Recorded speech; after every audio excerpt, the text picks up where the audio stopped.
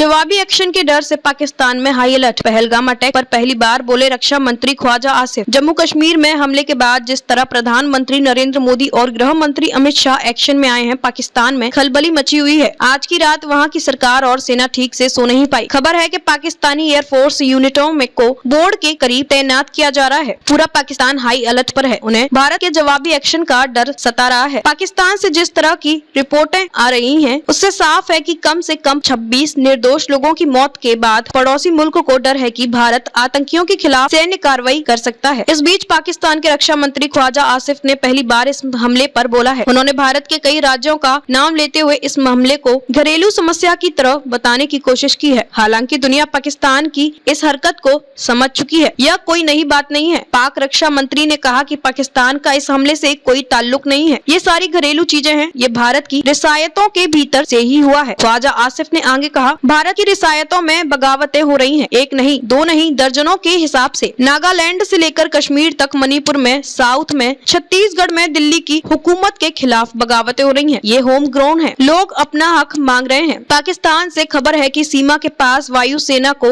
Stand by रखा गया है। भारतीय हवाई क्षेत्र की बारीकी से निगरानी के लिए टोही विमान तैनात किए गए हैं। पाकिस्तानी की ये तैयारियां उसके भीतर का डर जाहिर करती हैं, जो पुलवामा हमले के बाद बालाकोट की तरह भारतीय एक्शन का खौफ दिखाती हैं।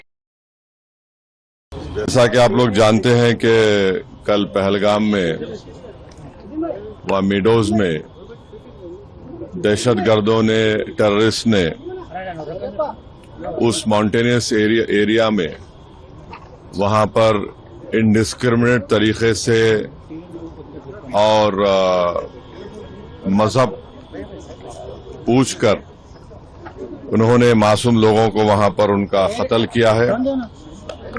हम इसकी सख्त से सख्त अल्फाज में इसकी मजम्मत करते हैं, कंडेम करते हैं और हम उम्मीद करते हैं कि हुकूमत इन दहशतगर्दों को एक सबक सिखाएगी और साथ ही साथ हम जो लोग वहां पर जिनको कत्ल किया गया, इन टेररिस्ट ने इनको मारा है, हम उन तमाम फैमिलीज के साथ खड़े हैं और हम जो जख्मी हैं हम दुआ करते हैं कि वो जल्द से जल्द सेहतयाब हो।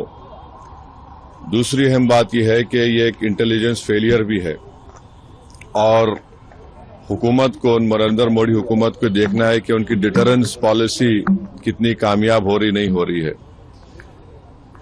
चौथी बात यह है कि उरी हुआ, पुलवामा हुआ, ये उरी और पुलवामा से ज्यादा कंडेमनेबल इंसिडेंट है ये, क्योंकि जो सिविलियन लोग हैं वहां पर जाकर ये टेररिस्ट जो हमारे पड़ोसी मुल्क से जरूर आए हैं और वहां से आकर यहां पर हमारी सरजमीन पर मासूम लोगों को उनकी जान लेते हैं और बड़ा दर्दनाक वाकया है ये, बल्कि ये मैसेकर है और हम नरेंद्र मोदी हुकूमत से इस बात का डिमांड करते हैं कि वो अकाउंटेबिलिटी किसकी है फिक्स करें, डिटरेंस पॉलिसी को अपने देखें और उरी और पुलवामा से बड़ा इंसिडेंट है और उम्मीद करते हैं कि हुकूमत इन तमाम जालिमों को सबक सिखाएगी और इनको जो लोग मरे हैं उनसे इंसाफ होगा और एमआईएम पार्टी उन तमाम खानदान और परिवार के साथ खड़ी हुई है जिनकी जानें गई हैं